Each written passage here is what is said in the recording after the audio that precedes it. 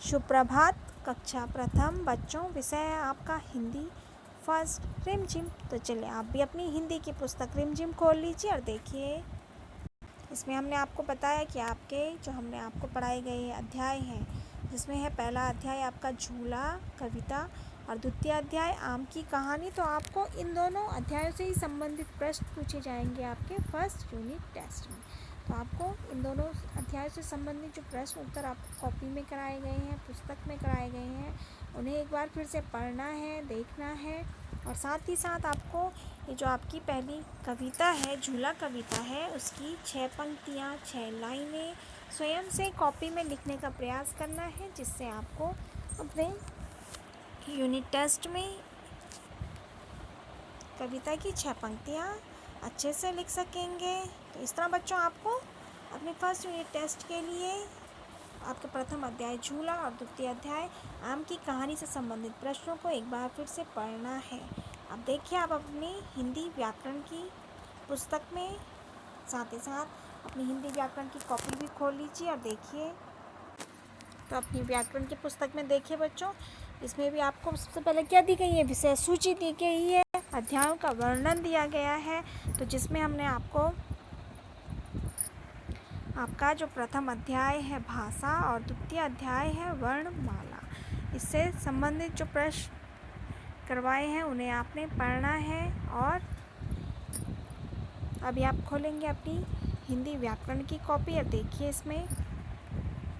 इसमें हम अध्ययन कर रहे थे बच्चों आपके द्वितीय अध्याय, जिसका नाम क्या है, वर्णमाला, जिसमें हम वर्ण के विषय में अध्ययन कर रहे थे कि बोलते समय हमारे मुख से जो ध्वनि निकलती है, जो आवाज़ निकलती है, उसके माध्यम से हम क्या कर पाते हैं, उसके माध्यम से ही हम एक दूसरे के मन की बात को समझ पाते हैं। जब हम कुछ बोलते हैं बच्चों, तो दूसरा व्यक्ति हमारी मुँह से ये जो आवाज़ निकलती है, इसके माध्यम से ही हमारे मन के भाव को समझ पाता है ना।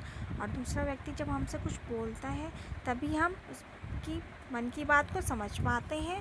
तो इन ध्वनियों के टुकड़े नहीं किए जा सकते और यही ध्वनियाँ क्या कहलाती हैं, यही ध्वनियाँ वर्ण कहलाती हैं। और वर्ण को ही क्या कहते हैं, वर्ण को अक्षर भी कहा जाता है। अतः यहाँ पर लिखा है, अतः भाषा की सबसे छोटी इकाई क्या है, वर्ण। भाषा की सबसे छोटी इकाई वर्ण या अक्षर है।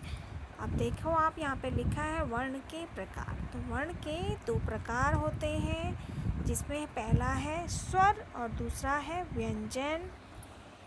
और देखिए बच्चों, स्वरों की संख्या कितनी होती है, स्वरों की संख्या होती है 11 और व्यंजनों की संख्या होती है 33।